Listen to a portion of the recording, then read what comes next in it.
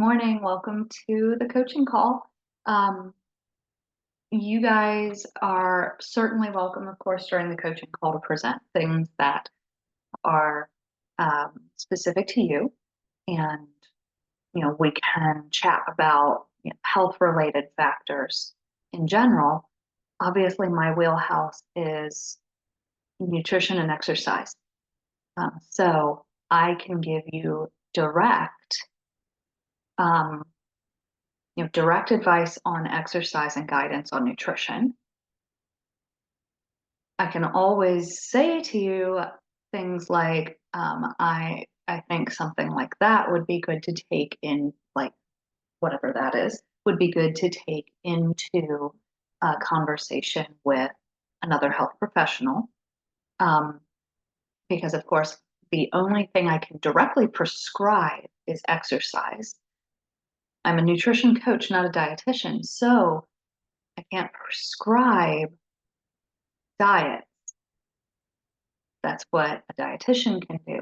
As a nutrition coach, I can guide, I can lead, I can help you determine for you what seems to be working, what isn't, um, for what you are trying to accomplish. But especially if you have a particular medical condition, while I can certainly direct you to what research says regarding the specific condition, everything is in some way, shape, or form anecdotal as well.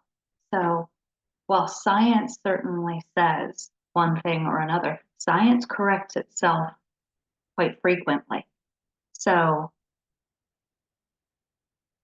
I can guide, I can lead, I can help you with coming up with the right things to be taking a look at, and also to present to other health professionals when needed. So I'm just going to preface that because I think it's an important distinction. Um, I've considered um,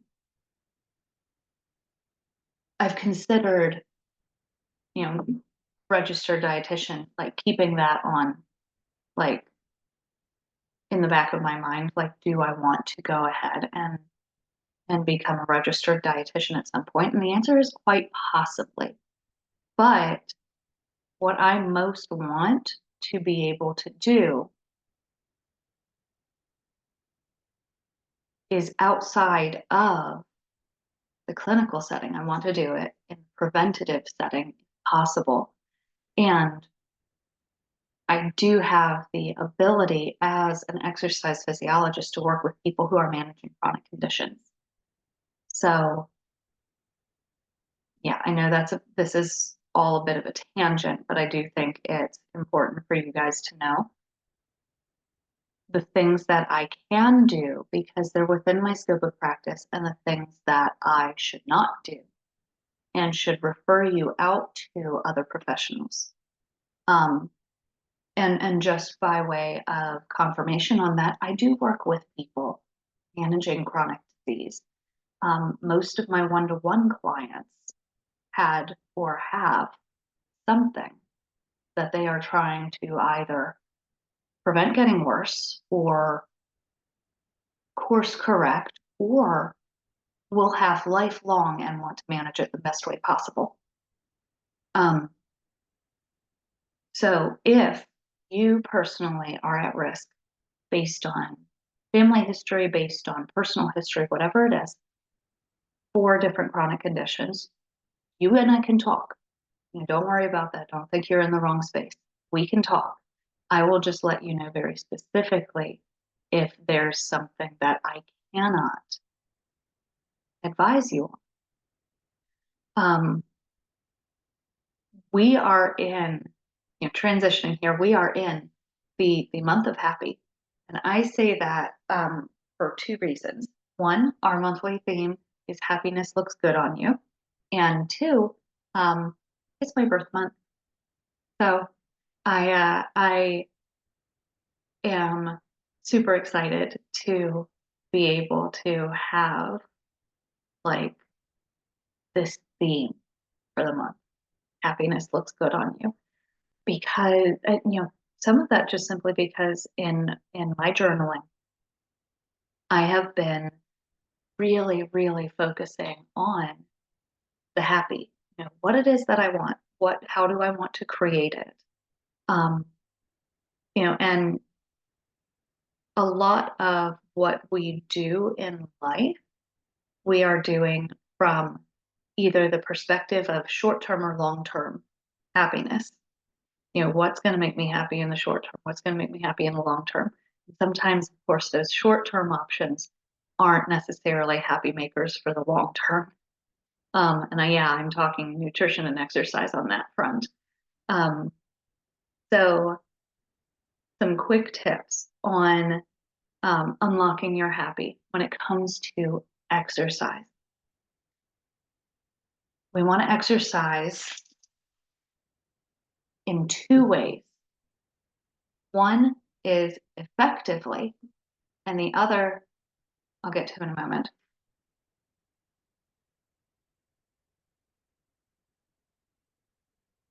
Okay. So for effective exercise, we're thinking, okay, what does effectiveness mean? Effectiveness in this case we're going to talk about is working towards better health, better general health. So exercise sessions, the goal would be 30 to 60 minutes if you can do that. If you can't, break that up over the day.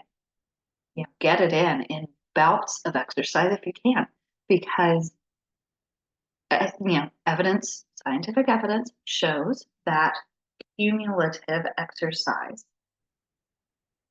oftentimes matters more than getting in an exercise session here and then it's days before you get in another, just because you don't have that half-hour window. Daily movement for the sake of health is probably what you want to focus on most. And that's walking, that's getting in structured exercise. That's what you can make of it. All right. And the goal here is always, always, always going to be something is better than nothing. And can I do a little bit better? And that's the gist of it. I mean,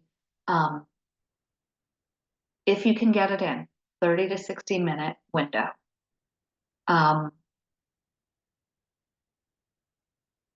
we're thinking on like 45 to 60 minutes worth of weightlifting, some degree of resistance training, and or 30 to 45 minutes of cardio. 150 minutes per week, being the base goal here for general health improvement. And that's at moderate levels of activity. That's exercise at moderate intensity. So think on a scale of 1 to 10, you're looking at, a 6, 7, right in there. Have you guys heard of the 75 hard challenge? I ask because its rules also, its rules include doing 2 45-minute bouts of exercise in a day. Now, obviously, that sort of thing is going to involve some degree of transformation. And by transformation, I mean distinctly body composition. So lowering body fat, increasing muscle mass. I want you to think of 75 hard as a phrase when it comes to exercise. So 150 minutes of moderate intensity exercise or 75 minutes of hard. And that's across the week. Okay? Across the week. Now, can you, mix and match? Absolutely. And I would encourage you to, because because the type of exercise that you're going to do is probably going to be goal dependent. If you want to reach certain goals, you'll probably find it's most effective for you to do certain types of exercise to promote those results, prompt them along. Um, can you get certain results by doing things differently? Absolutely. Um, it might take longer to achieve those kinds of results, but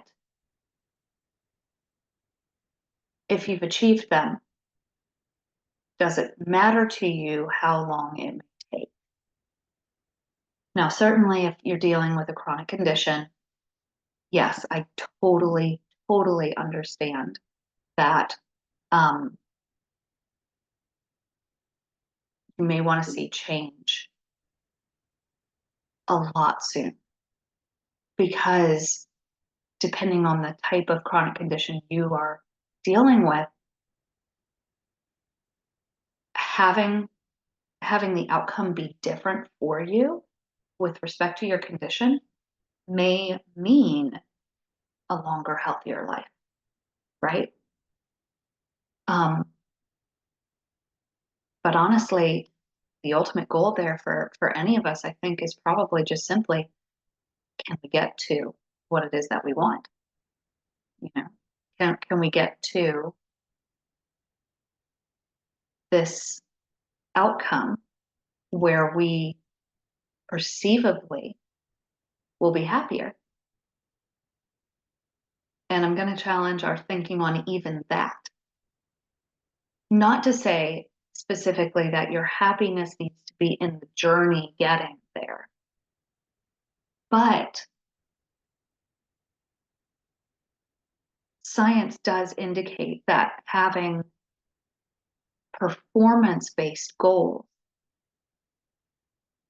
tends to help people put their frame of mind around things that are kind of, just check the box on the day or on the week or on the month or whatever,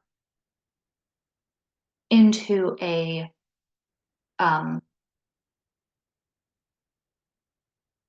not exactly a happier perspective, but making it more kind of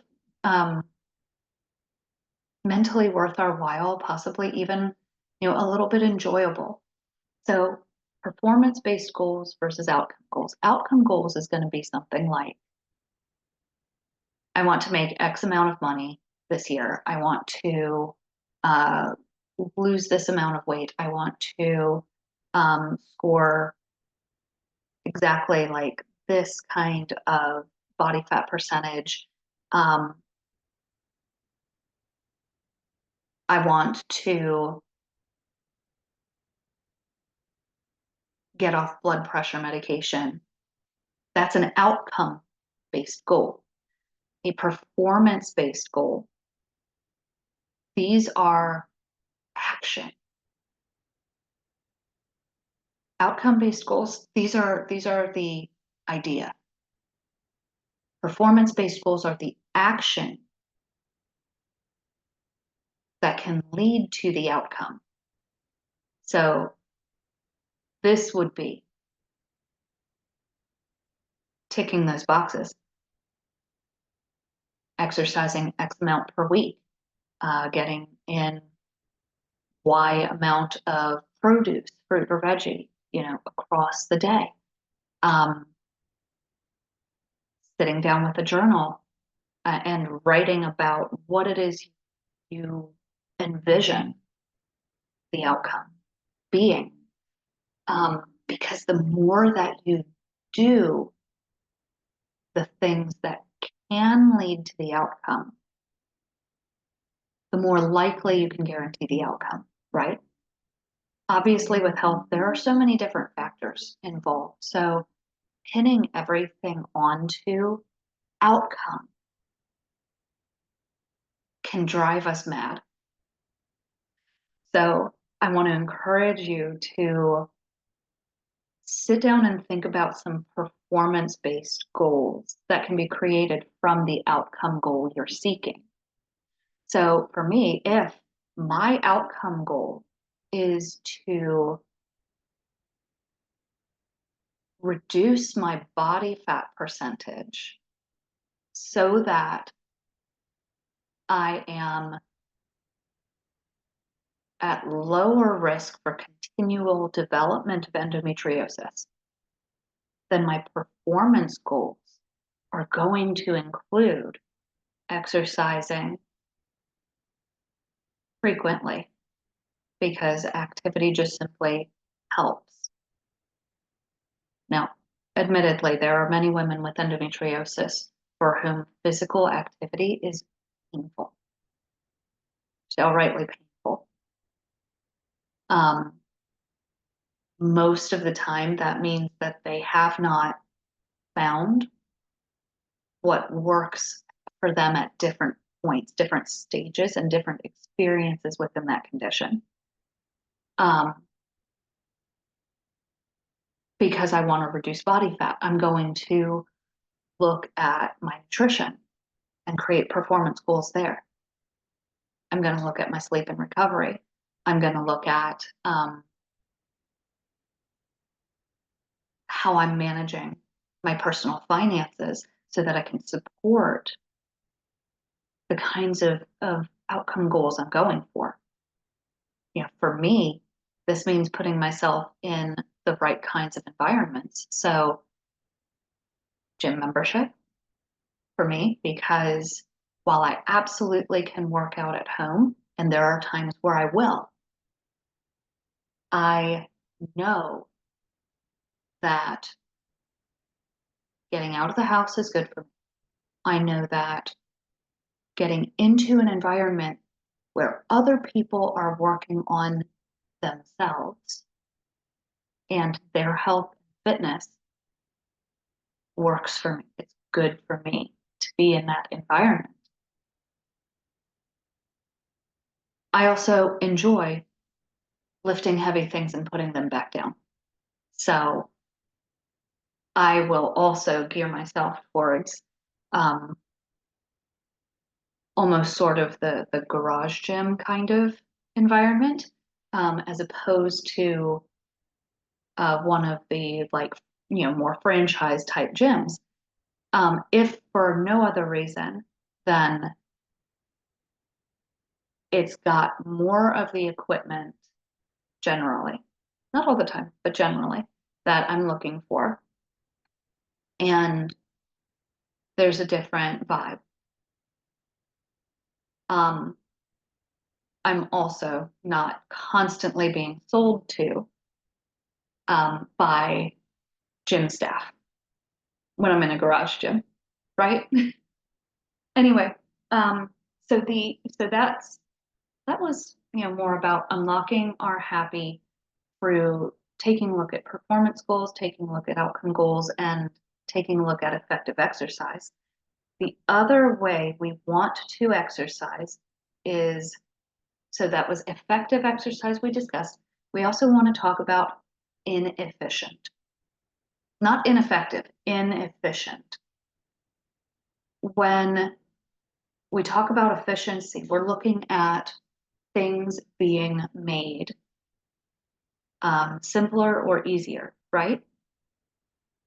Our bodies go through adaptation to whatever it is we are stimulating our body with. So examples there would be diabetes is a direct result, often enough, of the impact of our nutrition. So the stimulus being our nutrition, specifically having enough in the way of sugar in general in our diet to prompt insulin release from the pancreas, frequently enough that the pancreas can't keep up on production. And eventually starts shutting down. Um, there are other factors involved. That's just the easy way to explain it. But effectively, diabetes is an adapted response in our bodies. We can do the same thing in reverse with exercise or with our nutrition. Um, and obviously, there are certain patterns we want to keep within our body. So if we find a nutritional pattern that really works well for our bodies, then absolutely that's one we should stick with. When it comes to exercise, though,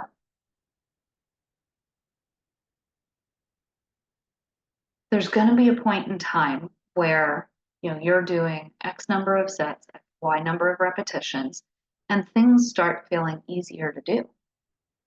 That's not a bad thing, but it means that your body has created, the muscular adaptation, the neural adaptations as well.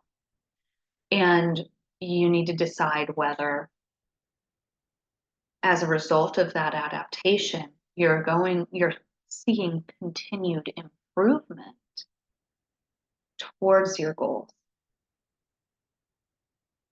We want to exercise inefficiently, so effectively changing something about how we're exercising.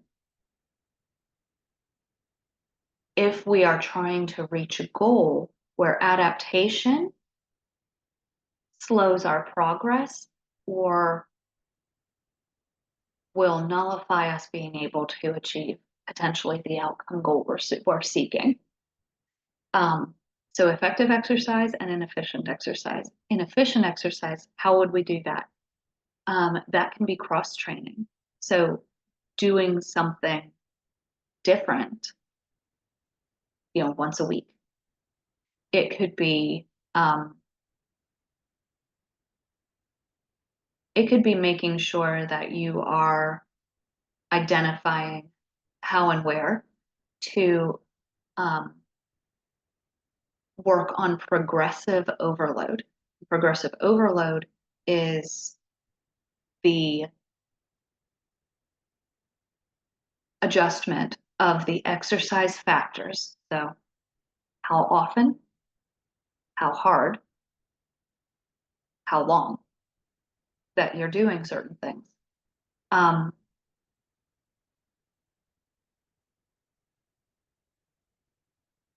Transformation programs. So these are programs that are focused on moderately quick body composition change to the extent that the programming on the exercise side especially, but on the nutrition side as well, is changing on a week by week basis. Transformation programs are often very good at not allowing for muscular, skeletal, and neural adaptations to keep you stagnant.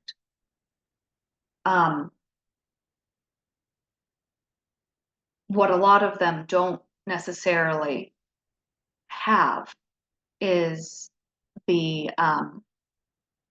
what do you do after? Because the process, that you would be using to transform is potentially, not all the time, but potentially not what you would want to be doing all the time. In terms of the exercise styles, in terms of the nutrition patterns, and at some point, there's also going to be a point in time where your body just simply needs to cycle off and take a break. There are ways to safely and ways to not safely come out of a transformation style program. Um, so if you're looking at something like a transformation style program, you want to look at, is there a follow-up? You know, can you tell with a particular coach that there's a follow-up for you? Um, if there isn't, you're really going to need to do your research so that you are safely coming out of that style program. Um, you know, or you and I can absolutely do, one-to-one coaching, and you can get more information, me putting stuff together for you as well. I've certainly taken myself through, transformation style programs before. Um, that, and I personally don't prescribe any exercise. And I'm not talking exercise sequence. I'm talking particularly the exercises in the sequence. I've never prescribed anything to anybody that I have not done myself and would not be able to describe for somebody exactly how to do the exercise safely. Um, Getting a little off track here. So, so when it comes to our movement, we want to consider what we can do for exercise in order to reach our outcome goals. And we want to create performance goals out of that. We want to take a look at other movement, throughout the day. Um, there are plenty of people who argue that because they exercise at certain intensities and certain frequencies, that, and for however long, that that means they should be able to like eat anything they want, or um, you know essentially sit down at a desk or in front of a TV, or something at any other point. um, I think that's kind of a sad life. I don't blame anybody for choosing that, though. I just think, with respect to especially the nutrition side of the equation, that we can set ourselves up for failure as we go through life. I'm in my mid to late 30s, and I have family history of certain chronic diseases that I want to make sure I don't experience, one of those being diabetes. So you can directly assume that, yes, I'm paying attention to my nutrition. I also am fighting with endometriosis, and that is requiring a lot of research, because it's a common but not as well studied yet condition. Um, on the added movement side of the equation, yes, having a structured exercise program will generally help you. There are so many benefits to exercise in the first place, but what do we want to do with the rest of our time? Um, we might have work, we might have family, we might have, a social circle that we're trying to remain active with. There are so many other things that make up life, and it's worth taking a look at what we want in each different area. Um, and we're going to get a brief glimpse here into the 8 pillars of wellness. So, um, the physical pillar, that's our movement, nutrition, you know, sleep, um, and recovery. If it is meant to be a pillar of health and wellness, then it deserves our attention. So other kinds of movement might be having a dance party. And by that, I absolutely mean, with your kids or nieces and nephews, like in my case, or, or just even solo, like while you're doing chores. Be up, be moving, you know, get jiggy with it, whatever. Um, Getting outside, and we're going to be covering in our end of month workshop. So the last coaching call of the month is a direct workshop experience, and ours this month is on um,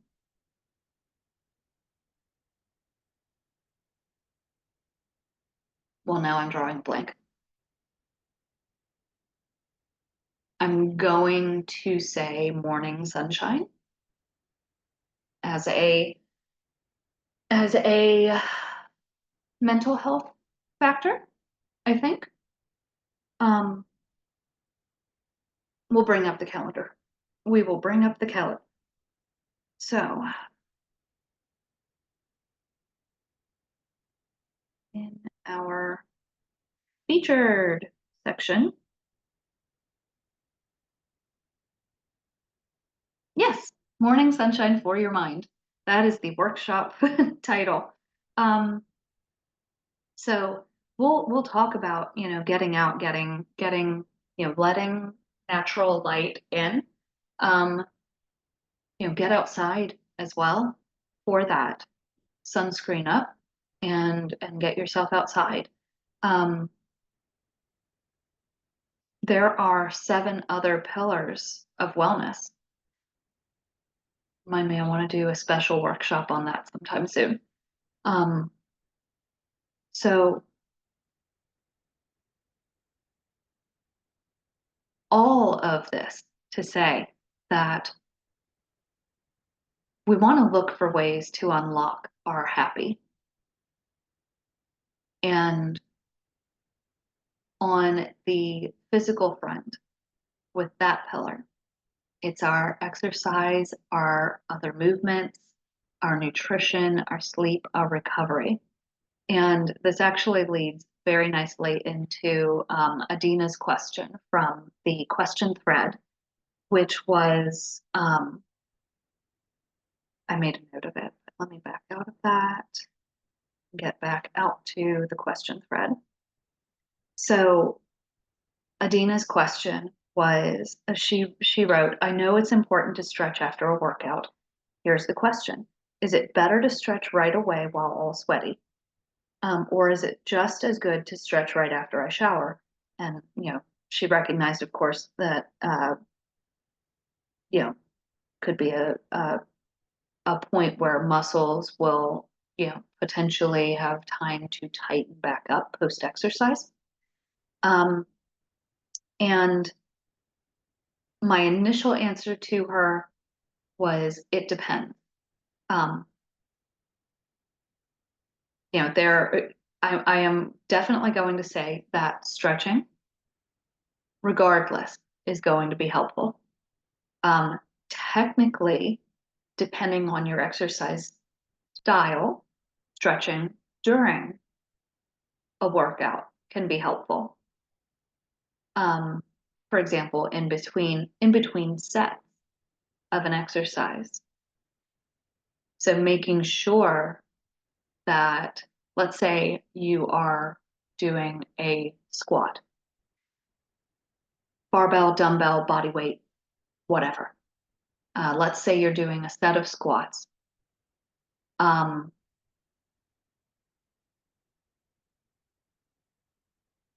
it is from an exercise science standpoint, it is better for your workout, your performance, and your ultimate strength and conditioning based goals if you are contracting a muscle that has been elongated.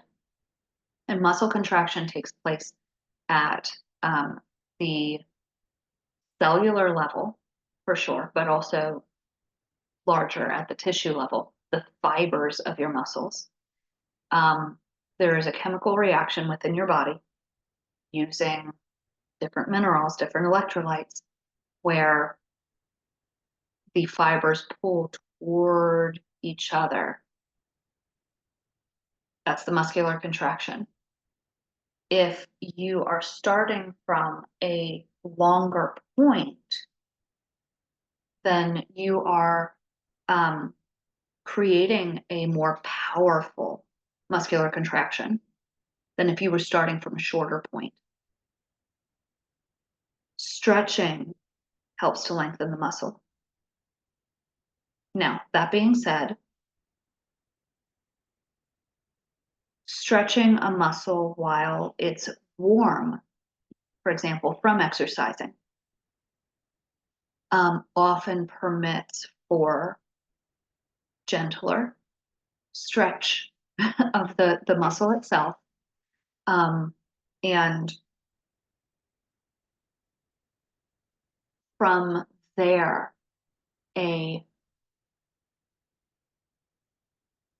for most people, a safer way of stretching their muscles.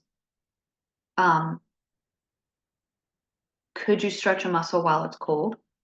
Yes, for sure. You can absolutely do that. You'll want to be gentle, with the stretch. The stretch is the point of mild discomfort. If you are stretching into major discomfort, like pre-pain levels, then I would question, if you should be doing the stretching post, definitely post workout. If the question is regarding muscle recovery, science is out on that. There are plenty of people who would argue that it's better to stretch immediately post workout because that'll improve recovery. There's just as many people, meaning in the science world, who would argue that just simply stretching, having a stretching program, even if it's just a few minutes per day, is fine. And I'll be honest with you, if you're experiencing muscle soreness from exercise in the days after, then yeah, light stretching would absolutely be a bonus factor in whether your muscles are recovering quicker. So I hope that helps. I hope that helps answer that question for you.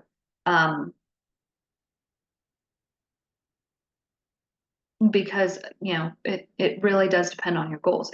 If your goals include developing more mobility and flexibility, I would actually prioritize putting a mobility and flexibility piece into your workouts, or designating a couple of days in the week where you are doing a specific mobility or flexibility workout. And frankly, I couldn't recommend something like that high enough if you have a desk job or or if you are largely inexperienced with mobility and flexibility training, because it's an aspect of your physical health. You being more mobile, more flexible, not obviously to the point of a compromised joint, but in general, is one of the aspects of thinking about longevity and independence. Again, I am mid to late 30s, for some people, that's actually midlife already, and they don't know it. Um, I want, even just if it's I'm thinking ideally, I want as a 70-plus-year-old to be able to move without pain and be able to have the strength enough to do things. And so if that means that I need to give some focus across each different area of fitness, then I will. Um, let's wrap this up for today. All right. So I will get this recording posted into the group.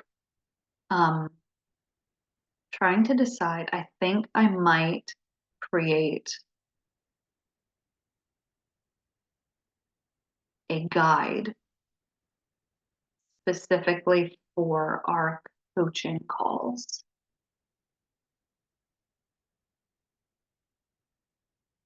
Yeah, we'll see. All right, guys, thank you for joining me on this. Make sure to watch the replay, of course, if you need it. And I will see you throughout the week.